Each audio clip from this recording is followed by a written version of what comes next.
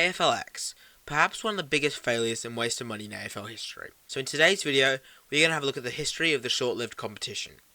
AFLX was first concocted by AFL executives in 2017 as a way to push the game globally in hopes of becoming a truly international sport, much like other predominant football codes of rugby and soccer. The first ever trial game of AFLX was held in March of 2017 when VFL sides Coburg and Port Melbourne faced off at Lakeside Stadium. Wait, Lakeside Stadium? That hasn't been an oval since the Swans left in the 80s. That's right, because AFLX is played on a rectangular field, again, like rugby and soccer, to appeal to markets where ovals aren't readily available and the game consisted of two 10-minute halves. Other notable rule changes included having 7 players from each team on a field at a time, so the regular 18, last touch out of bounds, free shots from inside the 40-metre arc, yes, 40, after a rush behind, and 10 points for a super goal. In January of 2018, the first ever AFLX pre-season competition was launched. The format for the tournament had 3 groups, each with 2 pools, and the winner from each pool faced the other winner in their group for the grand final. Each group was hosted in a different city. Group A was held in Adelaide, at the home of Adelaide United, Coopers Stadium. Group B was held in Melbourne at Dockland Stadium, and Group C was held in Sydney at the Old Sydney Football Stadium. The first ever official AFLX game was held on Thursday the 15th of February when Group A action kicked off from Coopers Stadium in front of a crowd of just over 10,000. And the critics did not hold back after seeing their first impressions of AFLX, with ABC journalist Richard Hines going as far as saying, AFLX is the first attempted use of Victoria's new voluntary euthanasia laws. The second night in Melbourne went slightly better in terms of attendance, with 22,000 attending, slightly below half of the Docklands capacity, while Sydney recorded the worst of the lot, which was to be expected, with just 9,800 attending.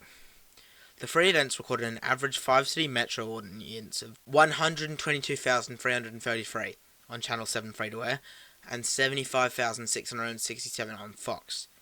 The biggest event in terms of TV audience was the first event, with many probably tuning in hoping to learn what on earth was going on. Despite mostly negative feedback, and the fact that many said it was taking fans away from the AFLW season, which was then in the summer, AFLX was renewed for a second season, but significant changes were made for this season.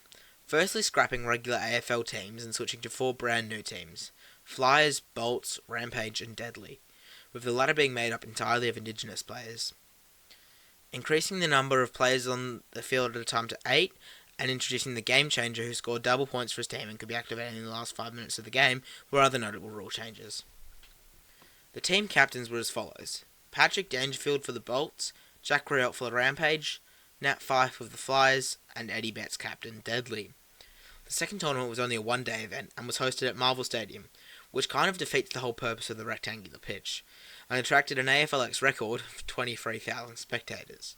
The tournament was won by the Rampage, defeating the Flyers 84-67 in the grand final. Media and fan perception of the tournament remained mostly entirely negative. However, despite this, the EJ Witten Legends match was converted to AFLX rules and named EJX for the 2019 edition. This drew in a record low crowd for the series, and in combination with COVID, led to the cancellation of the series from 2020 onwards. In August of 2019, the AFL announced that AFLX would not be played in 2020, singling out a commitment to allow greater focus on the 4th season of the AFLW as the reason for cancelling it. However, it was also likely due to a lack of fan interest and media reception. The series was not brought back for 2021 and hasn't been seen on a major level since. So was AFLX really that much of a failure? Well, I think it was. When you look at the goals, especially Gillon McLaughlin's one to play AFLX in Hong Kong with more than 2 teams, and overall lack of international attention garnered by the format, one of the main purposes for the format in general. But let me know what you think in the comments below. Thanks for watching and see you next time.